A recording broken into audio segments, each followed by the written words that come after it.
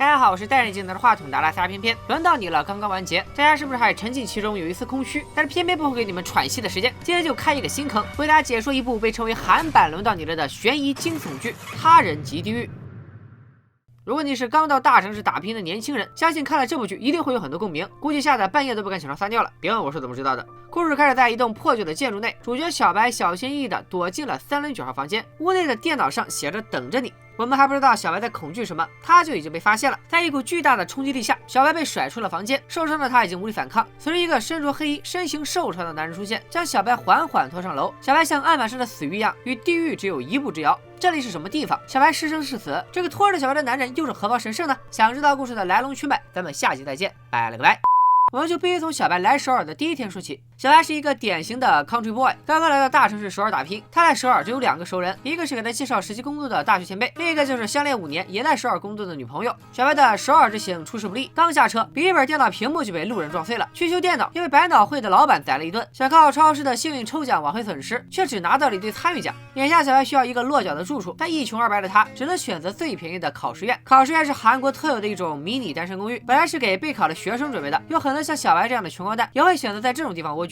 可即便是考试院，小白也住不起环境好的。他看了好几家考试院，随着租金降低，考试院的环境也越来越差。最后终于找到了一家小白租得起的，叫伊甸考试院。这里的月租金只要19万韩币，折合人民币也就1000多块。要知道在寸土寸金的首尔，如此低廉的房租简直不可思议。小白马上去看房。正所谓便宜没好货，伊甸考试院地理位置偏僻，离小白即将上班的公司也很远。这里有狭窄的走廊、阴暗的光线、满是污渍的洗衣房、简陋的厕所，以及四处弥漫的发霉气息。考试院的主人包租婆算是小白在这里见到的第一个人。包租婆是个自来熟的邻家阿姨，她带着小白参观了她那个比棺材也大不了多少的303号房间。小白心存疑虑，首尔怎么可能有这么便宜的房子呢？包租婆倒也诚实，她告诉小白，这里6个月后就会拆迁，而且这个房间之前的房客自杀了，虽然不是死在房间里的，但确实有些晦气，所以房租才会这么便宜。正说到严肃的话题，5大3粗的彪哥出场了。过道容不下2个人，住了小白的彪哥反倒先发了脾气。住在310的彪哥是小白在伊甸考试院见到的第2个人。这时包租婆安慰小白，她说彪哥马上就会消失，原来彪哥就快退房了。包租婆还说其他房客都很友好，让小白不必担心。环境是小，生存是大，犹豫再三，小白还是决定住下。然后小白就拿着钥匙走向房间，但不知道为什么他的钥匙就是打不开房门。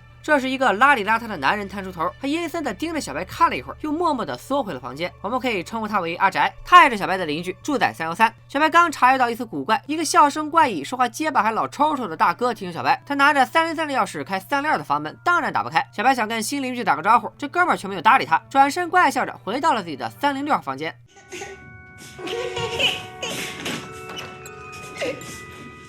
看来这个邻居明显脑子不太正常，咱们就叫他山豹哥好了。小白此时还没有多想，他终于拥有了自己的一块小天地。妈妈打了电话，但还没等说上2句，彪哥就来敲门警告他别扰民，毕竟这里的隔音效果比厕所隔间也好不了多少。小白只好来到天台想呼吸一下新鲜空气。女友打了电话约定明天见面。当小白挂掉电话，包租婆出现在天台，说4楼原本是女孩子住的地方，由于之前发生过火灾，所以现在4楼是危房，让小白千万不要进去。于是小白又晃回了3楼，阿宅的房门没关，他正专心致志地捡着杂志上的泳装女郎。小白没敢仔细看313满墙的修修海报，马上又回到了自己的房间。无聊的小白开始写作，他一直有写小说的爱好。今天遇到的怪人山豹哥就给小白提供了灵感。镜头一转，山豹哥正拿着黑色塑料袋走在回考试院的路上，走着走着看到一个妹子正蹲在地上喂流浪猫。虽然山豹哥朝着妹子走去，但比起妹子，他似乎对野猫更感兴趣。不知道山豹哥对小猫做了什么，总之他兴奋地边跑边跳，直到一个穿长袖衬衫拎着大皮箱的男人出现，山豹哥马上收敛了情绪，看上去畏畏缩缩。此处可以合理推测，这个神秘男人也住在伊甸考试院。随后山豹哥看到教会的人在免费分发饮料，喜欢占便宜的他厚着脸皮拿了整整一大桶。回到考试院的山豹哥竟然来到了包租婆说的千万不要去的4楼。阿宅正在这里费力的用刀想割起人物形象高度还原，剧情也是惊险刺激。